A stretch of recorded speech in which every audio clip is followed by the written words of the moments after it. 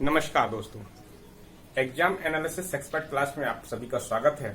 मैं अशोक कुशवाहा आपको EVS class के माध्यम से आपको आज पढ़ाऊंगा आवास अर्थात शेल्टर।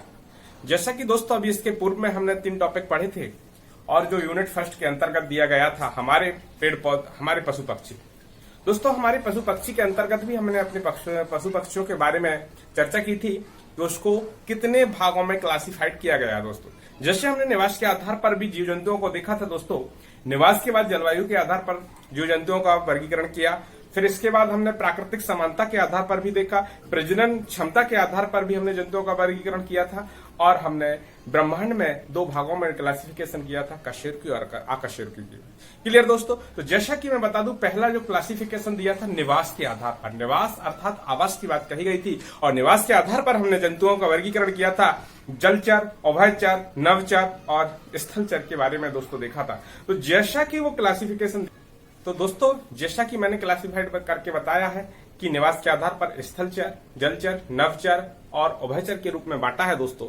तो बात आती है स्थलचर अर्थात स्थल पर निवास करने वाले जितने भी जीव जगत हो, अर्थात ब्रह्मांड में रहने वाला संपूर्ण जीव जगत कहीं न कहीं अपने आश्रय के रूप में एक स्थल अर्थात जहां पर वह रहता है उस स्थान को उसके लिए क्या कहते हैं दोस्तों, आवास कहते हैं। यदि हम डेफिनेशंस के रूप में आवास की बात करें कि जीव जंतु जिस वातावरण में अर्थात जिस पर्यावरण में रहकर अपनी प्रजाति में वृद्धि करते हैं, दोस्तों इसकी डेफिनेशन समझ सकते हैं कि आवास की बात कही है अर्थात संपूर्ण जीव जगत, क्या करें दोस्तों, संपूर्ण जीव जंतु जगत जिस वातावरण या पर्यावरण, जिस वातावरण में, देखिए दोस्तों ये बात आई कि टोटल जो जीव जंतु है और जिस वातावरण में क्या करेगा दोस्तों, जिस वातावरण में रहकर, क्योंकि रहना जहां रहेगा वह उसका क्या कहलाएगा दोस्तों, आवास अर्थात शेल्टर की बात करें।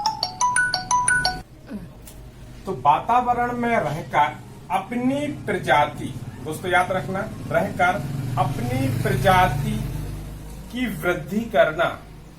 देखिए दोस्तों, संपूर्ण जीव जगत जिस वातावरण में रहकर अपनी प्रजाति की वृद्धि करता है वहां अर्थात उस स्थान को हम क्या कहते हैं दोस्तों, जब वृद्धि करेगा तो वृद्धि करता है वह स्थल उसका आवास कहलाता है। क्या कहलाता है दोस्तों, आवास कहलाता है। ये पहली लाइन हुई। क्लियर हुआ दोस्तों।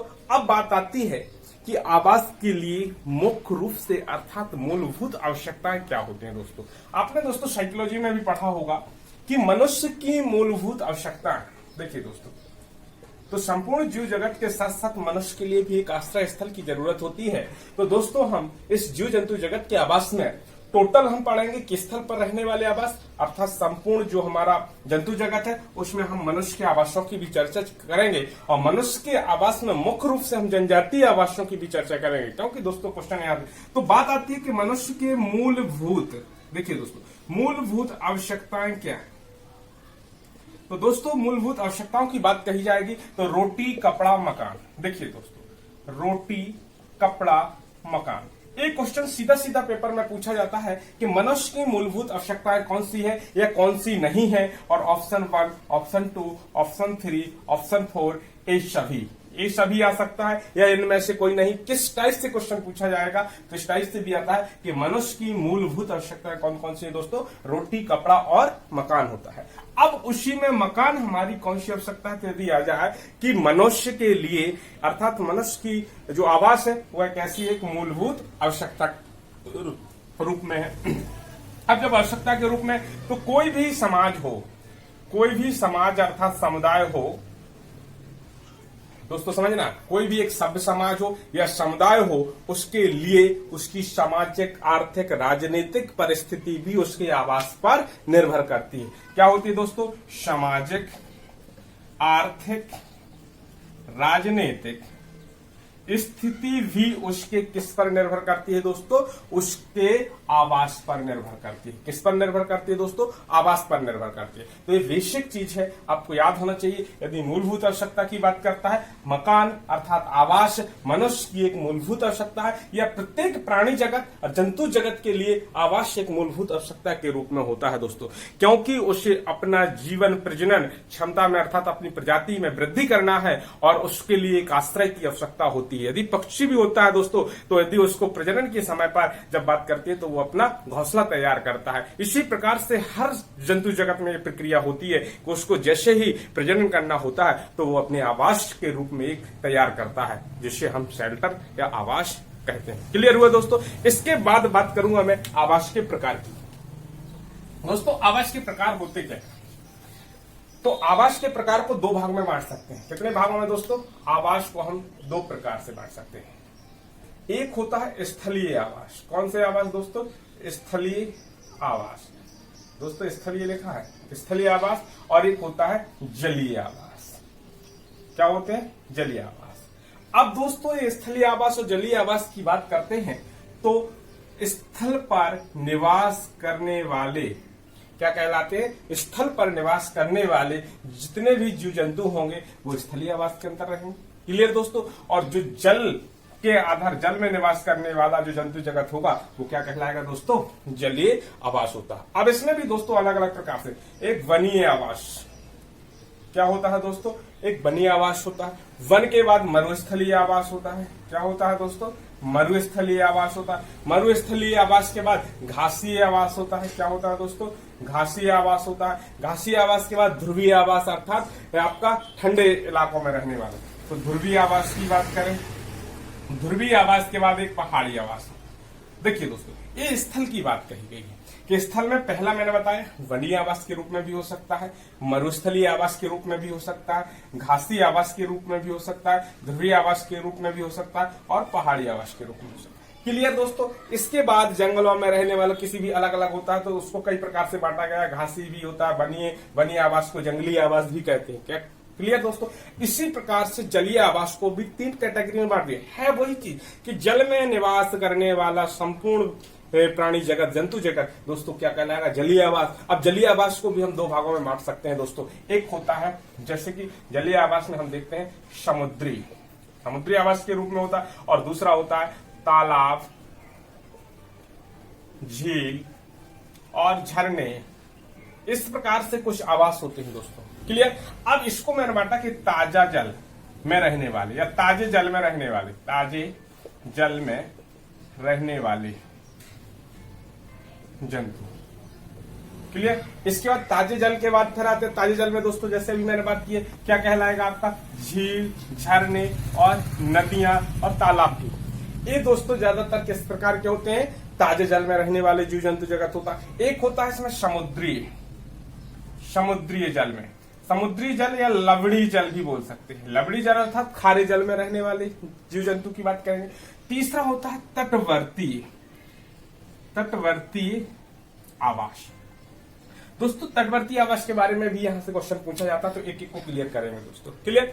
अब बात आती है हमारी वनीय आवास अर्थात वन में रहने वाले संपूर्ण प्राणी जीव जंतु वो क्या कहलाएंगे दोस्तों? वन। अब वन में कौन कौन रहता है? शेर भी रहता है, मवेशी प्रजाति का जो भी रहता है दोस्तों। यहां आप याद कर सकते हैं कि मवेशी प्रजाति, कौन से प्रजाति दोस्तों? मवेशी प्रजाति। मवेशी में आपका शेर भी होगा, चीता भी होगा। तो दोस्तों शेर, चीता और हाथी, बाघ, इसके अलावा बंदर, जो भी दोस्तों कहा जंगल अर्थात वन में रहने वाला जीव जंतु जगत होगा वो किस प्रकार के आवास में रहते हैं दोस्तों? वनीय आवास में रहते हैं। अब मरुस्थलीय आवास क्या कहलाता है दोस्तों? मरुस्थलीय आवास अर्थात गर्म स्थल के रूप में जानते हैं कि मरुस्थल में रहने वाले संपूर्ण जंतु जगत को हम किस प्रकार के आवास में बात करेंगे दोस्तों? मरुस्थलीय आवास में करेंगे। अब इसमें कौन कौन होते हैं? जैसे इसमें दो, या तो अधिक तापमान हो जहां का अधिक तापमान या कम वर्षा में रहने वाले जो जीव जंतु होते हैं वो किस प्रकार की आवास में रहते हैं दोस्तों? मरुस्थलीय आवास में। अब मरुस्थल के बारे में भी मैंने बताया था कि मरुस्थल के जहाज के रूप में किसे जाना जाता है तो प्रमुख ऊंट है दोस्तों। ऊंट के बाद सांप भी रहता है दोस्तों, नेवला भी रहता है, जो गुफा नीचे बिल बना के रहते हैं दोस्तों, इस प्रकार के ऊंट, सांप, नेवला, चूहा, इस प्रकार के कहां पर रहते हैं दोस्तों, मरुस्थल में भी रहते हैं। क्लियर दोस्तों। इसके बाद आती है बात घासी आवास।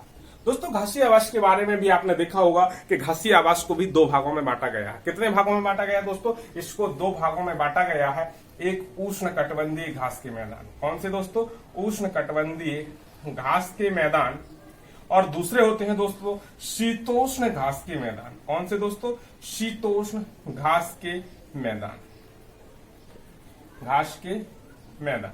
अब देखिए दोस्तों, उष्ण कटिबंधीय घास के मैदान और शीतोष्ण घास के मैदान। उष्ण मतलब गर्म स्थल में रहने वाले, उष्ण मतलब गर्म, और शीतोष्ण घास के मैदान की बात करेंगे दोस्तों तो शीतोष्ण घास के मैदान क्या कहलाएंगे, यहाँ ठंडे हो गए।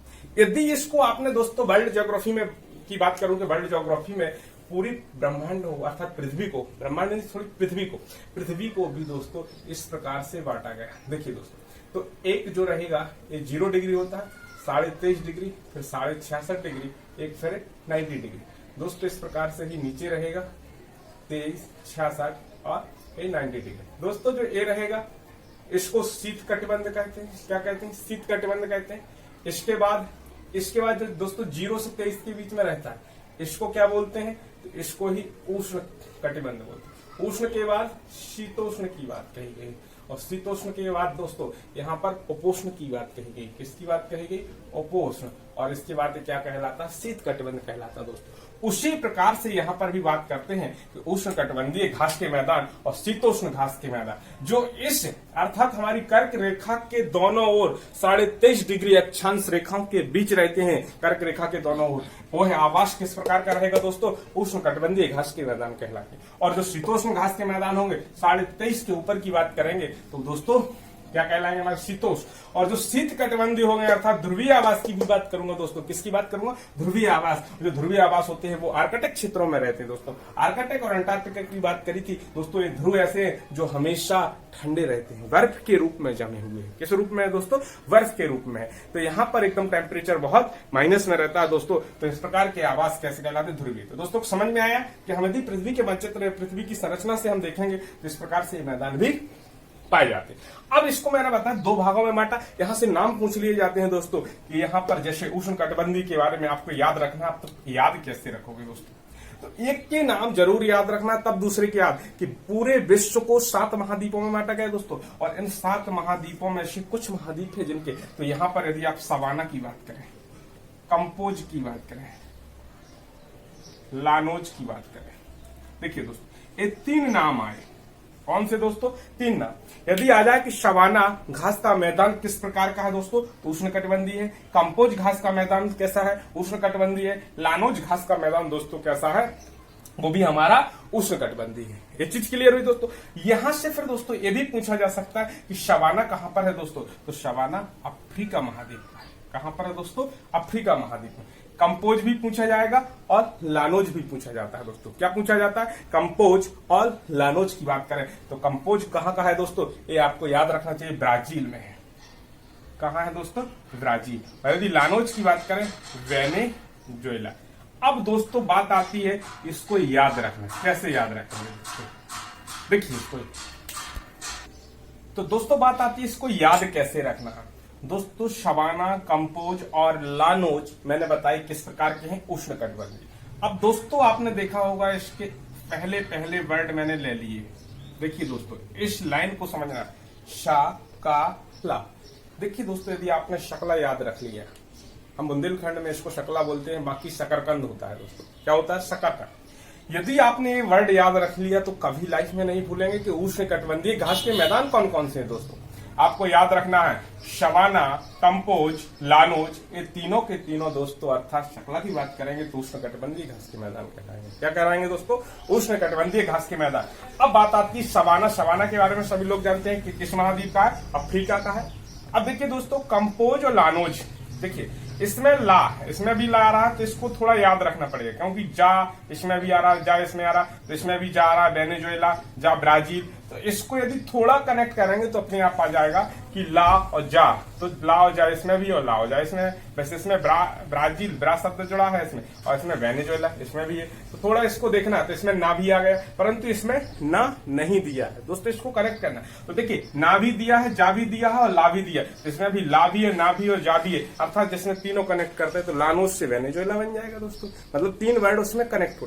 परंतु ब्राजील में है तो देखिए जा और ला तो इसमें है, तो जा भी इसमें आपने पढ़ा, ला इसमें नहीं है। क्लियर दोस्तों, तो ब्राजील में केवल जा समझ लेना और बाकी इसमें तीनों शब्द मिल जाते हैं, तो वेनेजुएला की बात कही गई दोस्तों। तो इस प्रकार से याद हो जाएगा कि लानोज कहां पर है, वेनेजुएला में है, आपका कंपोज कहां पर है, ब्राजील में। यहां तक क्लियर हुआ दोस्तों। इसके बाद दोस्तों शीतोष्ण घास के मैदान भी पूछ लिए जाते हैं। शीतोष्ण घास के मैदान में सबसे पहले पंपास की बात करते हैं। पंपास के बाद दोस्तों प्रेरी, देखिए कुछ घास के मैदान है। प्रेरी के बाद डाउन्स, वेल्ड, देखिए दोस्तों पंपास, प्रेरी, डाउन्स, वेल्ड, एक कुछ ऐसे क्षेत्र हैं। स्टेपी भी पूछ लिया जाता है दोस्तों, स्टेपी एक क्षेत्र कैसे है, शीतोष्ण घास के मैदान। तो मैंने बताया एक को याद रखेंगे केवल 3, एक आपको बाकी जो स्थान बचते हैं घास के मैदान वो किस प्रकार के हैं दोस्तों, शीतोष्ण घास। पंपास के बारे में दोस्तों पूछा जाता है, अर्जेंटीना, क्या है दोस्तों, अर्जेंटीना। तो याद रखना है पंपास घास के मैदान दोस्तों कहां पर है, अर्जेंटीना में है। डाउन्स की बात भी करते हैं दोस्तों, तो ऑस्ट्रेलिया में है। कहां पर है दोस्तों, ऑस्ट्रेलिया में है। प्रेरी संयुक्त राज्य अमेरिका वाला क्षेत्र कहां पर है दोस्तों, संयुक्त राज्य अमेरिका। क्लियर दोस्तों, देखिए दोस्तों फिर से समझिए, पंपास अर्जेंटीना का है, प्रेरी संयुक्त राज्य अमेरिका का है, डाउन्स ऑस्ट्रेलिया का है, वेल्ड अफ्रीका का है, और स्टेपी दोस्तों कहां का, मध्य एशिया का, जिस महाद्वीप से हम लोग बिलोंग करते हैं, मध्य एशिया। क्लियर दोस्तों, तो आपको याद रखना है, यदि इनके बारे में घासीय मैदान के बारे में पूछा जाए तो ये स्थान जरूर याद रखना दोस्तों, यहां से पेपर में क्वेश्चन बनने की संभावना होती है। क्लियर दोस्तों, इसका स्क्रीनशॉट ले लीजिए, या तो दोस्तों इसको लिख लेना, आप नोटबुक जरूर रखा करें वीडियो देखते समय, और इसको दोस्तों अपने अनुसार लिखा करें और इसमें अपने तरीके से भी नए क्वेश्चन ऐड किया करें दोस्तों। क्लियर, इसके बाद देखेंगे दोस्तों, देखिए दोस्तों अब बात आती है घासीय आवास के बाद ध्रुवीय आवास की बात करता हूं। कौन से आवास की दोस्तों, ध्रुवीय आवास क्या होता है। यहां पर क्या होता है दोस्तों, साल भर अत्यधिक बर्फ जमी रहती है। ध्रुवीय आवास की बात करें तो यहाँ वर्ष भर बर्फ जमी रहती है, अर्थात ठंडे प्रदेशों में रहने वाले संपूर्ण जीव जगत किस प्रकार के आवास में रहते हैं दोस्तों, ध्रुवीय। और ध्रुवीय से तात्पर्य है सीधे सीधे हमारा ए वाला एरिया। देखिए दोस्तों जो 90 डिग्री वाला यह शीत कटिबंध अर्थात आर्कटिक क्षेत्र और अंटार्कटिका क्षेत्र वाले जो पार्ट होते हैं दोस्तों, यहाँ पर निवास करने वाले जीव जंतु जगत को दोस्तों किस प्रकार का कहते हैं, ध्रुवीय आवास के रूप में कहा जाता है। किस आवास के रूप में दोस्तों, ध्रुवीय आवास कहलाता है। क्लियर, अब इसमें कौन कौन से होते हैं दोस्तों, जानवरों की भी बात कही जाती है ध्रुवीय आवास में जैसे रेंडियर होता है, खरगोश होता है, ध्रुवीय भालू होता है दोस्तों, ध्रुवीय शब्द में जुड़ा है दोस्तों, और आर्कटिक शब्द भी जुड़ा होता है। अब देखिए दोस्तों इनको पहचान करना है कि जिन भी जंतुओं के आगे ध्रुवीय और आर्कटिक शब्द जुड़ा हो, क्या जुड़ा हो दोस्तों, ध्रुवीय और आर्कटिक। जैसे आर्कटिक भेड़िया की बात कहें, आर्कटिक लोमड़ी की बात करेंगे, तब भी हम किसकी बात करेंगे, ध्रुवीय आवास की बात करेंगे, क्योंकि आर्कटिक क्षेत्र कहां पर है दोस्तों, ध्रुवों पर है। इसके बाद यदि ध्रुवीय शब्द भी जुड़ा है दोस्तों तो भी होगा। इसके बाद दोस्तों रेंडियर के बारे में भी बात है, रेंडियर ध्रुवीय भालू होता है, डलसिप भेड़ होता है। तो रेंडियर और डलसिप, रेंडियर और डलसिप, देखिए दोस्तों ये भी हमारे कहां पर रहते हैं दोस्तों, ध्रुवीय आवास में रहते हैं। कहां रहते हैं दोस्तों, ध्रुवीय आवास में रहते हैं। अब बात आती है दोस्तों पहाड़ी आवास के बारे में। किसके बारे में दोस्तों, पहाड़ी आवास। तो देखिए सीधा सीधा सिंपल है कि पहाड़ों पर निवास करने वाले जितने भी पशु रहते हैं वो सारे मवेशी प्रजाति के होते हैं। वो दोस्तों क्या, तो दोस्तों पहाड़ी आवास के बारे में आता है कि पहाड़ी क्षेत्रों में निवास करने वाला जो भी मवेशी प्रजाति के लोग, मवेशी प्रजाति के जितने भी जीव जंतु रहते हैं वो क्या कहलाते हैं दोस्तों, पहाड़ी आवास के अंतर्गत रहते हैं। इसके बाद दोस्तों ये तो हुआ स्थलीय आवास का क्लासिफिकेशन, जिसमें अब इसके बाद देखेंगे जलीय आवास। इसके बारे में दोस्तों जलीय आवास, जलीय आवास को भी हमने दोस्तों 3 भाग में बांटा है। वैसे इनकी समानता एक जैसी है कि जल में रहने वाले जीव जंतु जगत क्या कहलाएगा दोस्तों, जलीय आवास का। तो दोस्तों जैसे मैंने 3 प्रकार से बांटा है, ताजे जल में रहने वाला जंतु, समुद्री जल या लवणीय जल में, और फिर है तटवर्ती आवास के रूप में। क्लियर दोस्तों। अब बात आती है ताजे जल में। ताजे जल में आपके नदी, तालाब, झील और झरनों में निवास करने वाले जलीय जीव किस प्रकार के कहलाएंगे दोस्तों? ताजे जल में रहने वाले। अब ताजे जल में आपकी मछलियां भी रहती हैं। क्या रहती हैं दोस्तों? मछलियां भी होंगी, केकड़े भी होते हैं, मगरमच्छ भी होते हैं। क्या होते हैं दोस्तों? मगरमच्छ भी होते हैं, कछुआ भी होता है। इस प्रकार से ये सारे जानवर किस प्रकार से कहलाएंगे? जंतु जगत क्या कहलाएंगे दोस्तों? ताजे जल में रहने वाले जंतु। क्लियर दोस्तों। इसके बाद बात आ जाए यदि समुद्री जल की, अर्थात लवणीय जल में, तो समुद्री जल में समुद्री जितनी भी मछलियां होती हैं दोस्तों, विभिन्न प्रकार की मछलियों की मैंने चर्चा की थी। स्टार फिश, जेली फिश, ऑक्टोफिश, शार्क मछली, डॉग फिश, ये सभी प्रकार की जितनी मछलियां हैं दोस्तों, व्हेल मछली की भी बात कही गई है दोस्तों, और मगरमच्छ भी कहलाता, समुद्री कछुए की भी बात कही गई है। वो सारे के सारे कहां पर दोस्तों रहते हैं? तो समस्त प्रकार की मछलियां, समस्त प्रकार की मछलियां। मछलियों में भी दोस्तों मैंने बताया जैसे इस सारी मछलियों की प्रजाति भी आप कर सकते हैं। फिर इसमें ऑक्टोपस की भी बात करेंगे, मगरमच्छ भी होता है, कछुआ भी होता है, समुद्री कछुआ। क्लियर दोस्तों इनके बारे में। इसके बाद लास्ट बचता है दोस्तों तटवर्ती आवास। कौन सा आवास दोस्तों? तटवर्ती आवास। अब तटवर्ती आवास में यदि मैं आपको बतलाऊं दोस्तों कि जैसे जहां पर क्या होता है तटवर्ती आवास? जहां शुद्ध पानी, नदियों झीलों का पानी मिलकर समुद्र में मिलता है दोस्तों। याद रखना, नदियों झीलों का पानी जब यहाँ पर मिलता है तो ये ताजा जल होता है और ये लवणीय जल होता है, और यहाँ पर जो जंतु जगत रहता है, अर्थात यहाँ पर जो वनस्पतियां उगाई जाती है, वो किस प्रकार की कहलाती है दोस्तों? तटवर्ती आवास के रूप में। अब यह तटवर्ती आवास के रूप में जैसे होता है मैंग्रोव वनस्पति दोस्तों। कौन सी वनस्पति? मैंग्रोव वनस्पति। मुख्य रूप से कौन सी वनस्पति होती है दोस्तों? मैंग्रोव वनस्पति। इसके बारे में भी डिटेल चर्चा करेंगे दोस्तों। मैंग्रोव वनस्पति होती है। वेटलैंड क्या होता है? अर्थात आर्द्र भूमि स्थल भी बोलते हैं दोस्तों। आर्द्र भूमि, आर्द्र भूमि, इसके बारे में आपसे पूछा जाएगा। आर्द्र भूमि को नम भूमि भी बोलते हैं और इसको अंग्रेजी में वेटलैंड बोलते हैं। क्लियर दोस्तों। तो दोस्तों इस प्रकार से ये आवास के प्रकार का क्लासिफिकेशन किया। अब दोस्तों इसमें एक क्वेश्चन जो इंपोर्टेंट है उसके बारे में देखिए। ये हुआ 2 पार्ट में डिवीजन करके इसका क्लासिफिकेशन कर दिया गया। अब बात आती है दोस्तों आवास का प्रकार। एक साइड यदि आपसे पूछ लिया आवास का प्रकार और वहां पर रहने वाला जीव जंतु।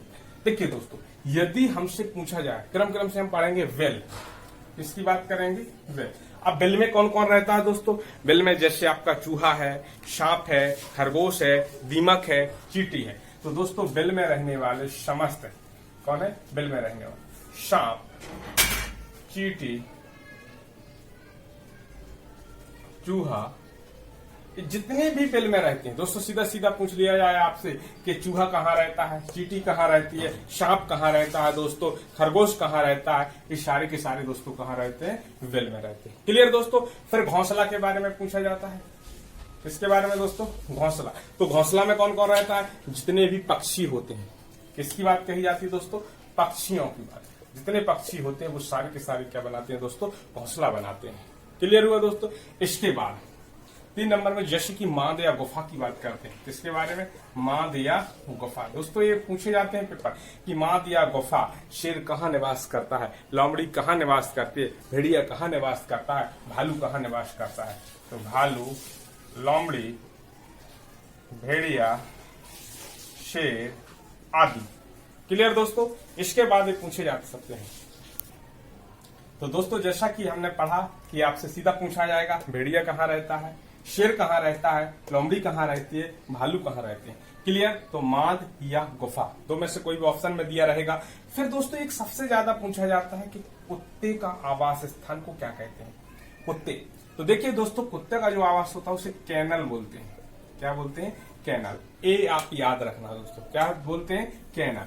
वैसे देखिए कुत्ता कहाँ रहता है? घर में रहता है। क्लियर दोस्तों। घर में भी पालतू जितने भी कुत्ते होते हैं, लेकिन परंतु यदि कुत्ते के आवास स्थल की बात करेंगे तो कैनल याद रखना दोस्तों, ये पूछा जा सकता है। फिर दोस्तों आता है कि पेड़ की शाखाओं पर किस पर दोस्तों? पेड़ की शाखाओं पर। तो हमने देखा पेड़ की शाखाओं पर।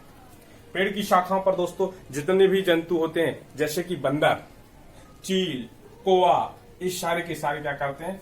बंदर, चील, कौवा। अब दोस्तों यहां से फिर एक क्वेश्चन आता है कि पेड़ की सबसे ऊंची डाली पर किसका आवास होता है दोस्तों? कौवे का होता है। यहां से भी क्वेश्चन पूछ लिया जाता है दोस्तों, तो ये भी याद रखना। इसके बाद देखिए कैनल याद रखना, माद गुफा किसके लिए होता है? बिल घोंसला, ये सारी चीजें होगी। फिर घर, तो घर के बारे में तो दोस्तों नॉर्मल होता है, मनुष्य भी रहता है। इसके बाद जो जो जानवर होते हैं, जैसे छिपकली की बात कही जाए, चूहा की बात कही जाए, पालतू जानवर की बात कही जाए, वो सारे के सारे कहाँ निवास करते हैं दोस्तों? घर में रहते हैं। क्लियर हुआ दोस्तों? तो यहाँ से जल, यदि जल में पूछा जाएगा तो दोस्तों जल के बारे में आप सभी जानते हैं कि जल में रहने वाले ये तो रहेंगे, इसके आगे भी देखेंगे। देखिए दोस्तों, इसके बाद आपसे यदि पूछा जाए पिंजड़ा, पिंजड़ा या बाड़ा की बात कही जाए, क्या कही गई दोस्तों? पिंजड़ा या बाड़ा। फिर यहीं से एक दोस्तों निकल के आता है, देखिए गौशाला। क्या होता है? पिंजड़ा या बाड़ा की बात कही जाएगी, गौशाला की बात कही जाएगी। अब पिंजड़ा और बाड़े में कौन कौन होता है दोस्तों? तो ये होती है बकरी और भेड़। देखिए दोस्तों ये दो नाम है यहाँ पर। यदि आपसे पूछ लिया जाए कि भेड़ का निवास स्थल को क्या कहते हैं दोस्तों? पिंजड़ा या बाड़ा कहते हैं। और बकरी के भी निवास स्थल को क्या कहते हैं दोस्तों? पिंजड़ा या बाड़ा कहते हैं। क्लियर दोस्तों? गौशाला की भी बात कही जाएगी। गौशाला के साथ साथ दोस्तों एक नाम और आता है तबेला। तबेला क्या है दोस्तों? तबेला। तबेला और गौशाला यदि आ जाए तो गौशाला मुख्य रूप से गाय के लिए यूज किया जाता है और तबेला होता है तो गाय और भैंस के लिए यूज किया जाता है। क्लियर दोस्तों? तो गाय और भैंस कहां पर है? तबेला या गौशाला की बात कही है। क्लियर दोस्तों? इसके बाद शुअर के बारे में आपने देखा होगा। शुअर कहां निवास करता है? तो शुकरशाला। क्या कहलाती है दोस्तों? शुकरशाला। गाय के लिए गौशाला, तो शुअर के लिए शुकरशाला यूज किया गया है दोस्तों। फिर इसके बाद इंपोर्टेंट एक क्वेश्चन आता है, एमपी रहेगा, जो आपका घोड़े के बारे में पूछ लिया जाता है। घोड़े का निवास स्थान, कभी जंतु का नाम इस साइड लिखना है, घोड़ा। और घोड़ा कहाँ निवास करता है? अस्तबल। घोड़े का जो निवास स्थल होता है दोस्तों, उसको क्या कहते हैं? अस्तबल कहते हैं। क्या कहते हैं दोस्तों? अस्तबल कहते हैं। फिर दोस्तों जैसे आपसे पूछ लिया जाए मकड़ी, किसके बारे में? मकड़ी। तो मकड़ी क्या बनाकर रहती है? जाल। क्या बनाती है दोस्तों? मकड़ी जाल के रूप में होती है। मुर्गी के लिए क्या यूज किया जाता है? मुर्गी। किसकी दोस्तों? मुर्गी। मुर्गी के लिए होता है दड़वा या मुर्गी खाना बोलते हैं। मुर्गी खाना। देखिए दड़वे का यूज किया जाता है दोस्तों। किसका यूज किया जाता है? दड़वा शब्द आ जाए या मुर्गी कहाँ रहती है, ऑप्शन में दड़वा दिया हो या मुर्गी खाना, दो में से कोई है। या दोनों दिए हो तो दोनों भी ऑप्शन सही रहेंगे दोस्तों। क्लियर? अब बात आ जाती है जैसे मधुमक्खियों के लिए। मधुमक्खी हुई, ततैया हुई, भर्रैया हुई, बर्रैया, ये आ जाते हैं। तो इसके लिए क्या होता है दोस्तों? छत्ता होता है। इनका क्या होता है दोस्तों? निवास स्थल छत्ता होता है। क्लियर हुआ दोस्तों? इस प्रकार से भी आपसे क्वेश्चन पूछे जाते हैं पेपर में। तो इसके अलावा भी दोस्तों आपको देखना है कि कोई भी और इसके ऑब्जेक्टिव हल करिए और इसमें और भी क्वेश्चन मिल सकते हैं। मैक्सिमम मैंने आपको पेपर की दृष्टि से इंपोर्टेंट कुछ कराए हैं। इसके अलावा भी आपको देखना है तो ये आपके लिए आवास पूछे। अगला इसी में दोस्तों हम अगले पार्ट में करेंगे दोस्तों के जीव मनुष्य के आवास। मनुष्य के आवास में दोस्तों पूरा हम पढ़ेंगे जनजातियों के आवास, और जनजातियों के आवास पर दोस्तों मनुष्य के आवास में भी हम देखेंगे मनुष्य के आवास के लिए स्वच्छता की आवश्यकता क्यों होती है, आवास की आवश्यकता क्यों होती है, शौचालय की आवश्यकता क्यों होती है, आवास सामग्री के लिए निर्माण में उपयोग होने वाली सामग्री क्या होती है दोस्तों, इसके लिए उपयोगी औजार कौन कौन से होते हैं, इस संपूर्ण चर्चा हम अगले वीडियो में करेंगे। Thanks friends.